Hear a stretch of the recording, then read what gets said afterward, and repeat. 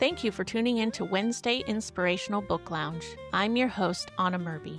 Today we welcome back Pastor Hubert Carl as he reads to us the well-known Green Leaf in Drought Time, a harrowing missionary story of a family who gave up everything to do pioneering missions work in inland China. Enjoy the show. Green Leaf in Drought by Isabel Kuhn, published by China Inland Mission, 1959. Read by Hubert Carl. I thought I'd add some background information on this book. The book started in mid-1950 and ended in mid-1953. What's not in the book and is never mentioned is that the Korean War was at exactly the same time. It started in June of 1950 and ended in July 1953. The reason that the communists hated the Matthews so much was not only that they were Christians and believed in God, but the Americans and the Australians were fighting them in the Korean War. He was Australian and she was American. Chapter 8. The Best Wine Now.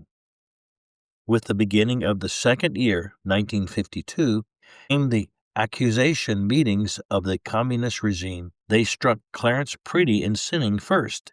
And on January 18th, Arthur writes, "My thoughts for those who help us by prayer is from Genesis 18:22. Abraham stood before the Lord, and Abraham's word, 'I have taken upon me,' implies something unto me. I have a responsibility upon me, and I stand yet until God lifts it." By the spring of 1952, they had seen more than 600 members of the China Inland Mission escape to safety, not to speak of the children. This left only 34 others, conspicuous among whom were the 5 of the Northwest, because they were the farthest away. As prayer in the homelands began to focus on them, watch what God did. At first, it was difficult to see those hundreds of their fellows pouring over the border into safety and to be left behind. They naturally wondered, was something wrong with them? Were they failing to do something they should be doing? About this time, a tract came into their hands in which the writer states that Christians have access to the king, and as such,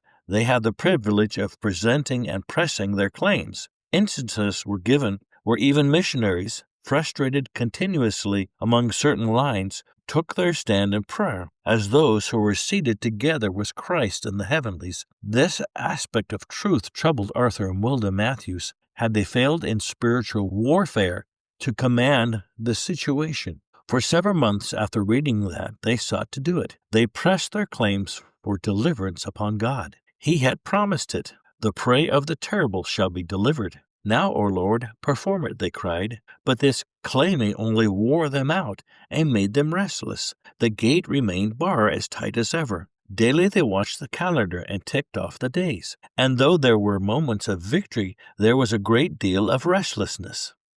April 18th was Easter in 1952, and as it drew near, Wilda determined it was not going to be another black day. She set herself to study the resurrection story and the resurrection life. As she came to the part that Peter played in the courtyard of the high priest's palace, she suddenly felt heart-condemned. She had not said, "I know him not," but she had no joy. She was not bitter, but she was frustrated and restless. Her opportunity to witness to the Chinese eyes around them that she did not know the Lord and that he was satisfying her drought. Had she shown that? If not, wasn't that denying the Lord before man? On her knees before him she confessed as such, and the result was glorious Easter. But it was yet some 2 months before God perfected the experience by giving it to Arthur also. It began without notice that a spiritual crisis had arrived. In fact, the scene was a very commonplace one in those days. They were both up on the balcony enjoying the June weather. This little upper veranda was a joy we had not mentioned. Its view lifted them above the city drabness and dirt. A hill was on each side of the narrow Huangwan Valley, which lay before them, and beyond the gap, where the hills approached each other, could be seen the jagged, serrated peaks of a far mountain range. The sun sank behind the right-hand hill, and the glory of his setting lit up the crag and rock, and threw streamers of color across the sky. Lilla was in bed and turning over for the night's sleep. Wilda was mending clothes, a daily task now. Arthur's shirt tails had to be cut off and used as patches for the shoulder holes. Lilla's clothes were all too short now, and extensions had to be found and made. Arthur was sitting by, thumbing through a Weymouth's translation when he came upon Ephesians chapter 5, verse 10. And learn in your own experiences what is pleasing to the Lord. He looked up. Wilda, listen to this. And he read it to her. What do you think, dear, is well pleasing to the Lord in these experiences? It was a chance to tell him of her own private Easter message. Not to receive it joyfully was to deny the Lord before men. They talked it back and forth, and later during the next day or two also. As they ruminated, light poured in. A few nights later it came to Arthur like a flash. The Son had left heaven, not submitting to the will of God, but delighting in it. Up to now they had been submitting, rather feverishly submitting because they felt they should press His promises. Lord, why do you delay? We could be out spearheading advances into new mission fields. Open the door now, Lord. They had been acting like servants who didn't want to do it, but have to, because they can't get out of it. What a different attitude was the son's. There came a day in June when together Arthur and Wilda knelt before the Lord and abandoned themselves to live in that stinted little kitchen as long as He wished them to. And the peace of God poured in like a flood, bringing such joy as they had not known before. But we will let Arthur tell it, as he wrote it for the prayer friends at home. June 27th, 1952. There are many things to tell of the Lord's wondrous doings for us. But in all the stirrings of thoughts, the one that stands out first is, you have kept the best wine until now.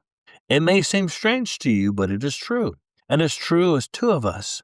For sometimes we felt that we had been getting nowhere. Wherever we look, there was taunting mirage of when we will exit. We searched our hearts and our motives. We had thought our prayers were what the Lord would have them be, but still the feeling persisted. Then he told of their experience on the balcony. Just to say submission to the will of God did not seem to go deep enough, for we had been trying for a long time to do just that. If you had a servant, you would expect submission from him, just as you would from an old bullock with a yoke on its neck. But as sons, surely there was something more than that. Thus we ruminated over these thoughts for a day or two, and then my thoughts turned to Philippians chapter 2, verse 13.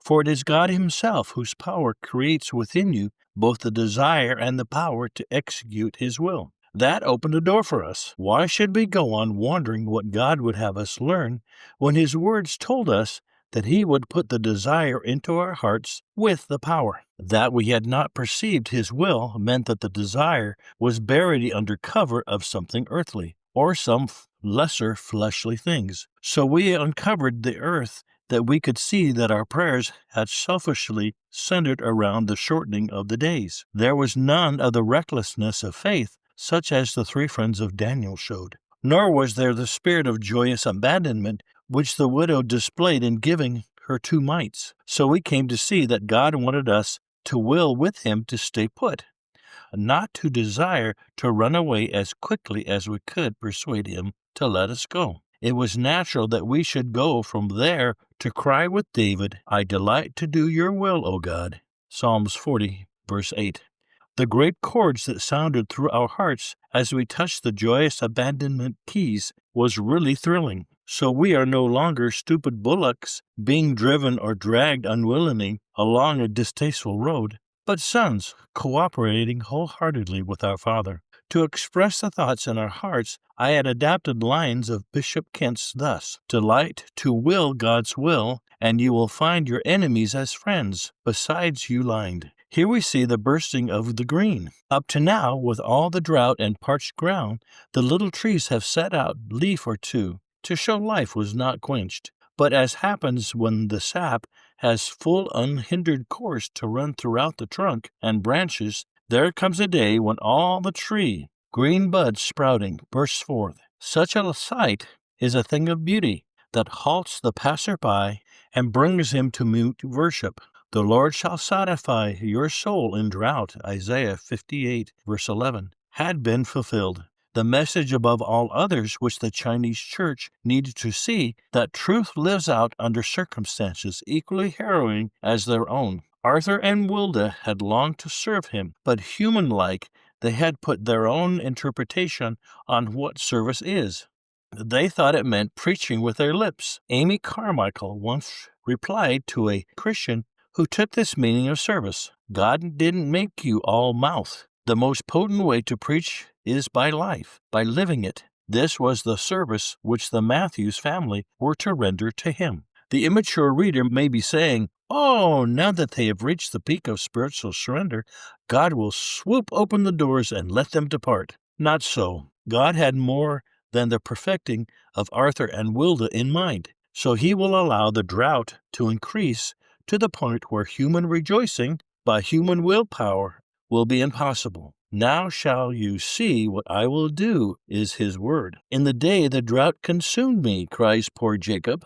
God will allow the drought to reach the consuming stage, and still trees will be bursting with green. For this victory, severely tested, stood. They do not say they were never overcome. Your spirit is willing, but the human nature is weak, is Philip's paraphrase of Mark 14, verse 34. Though the human side quails occasionally, the spirit never falters, and never lost the peace which came with joyous abandonment to the will of God.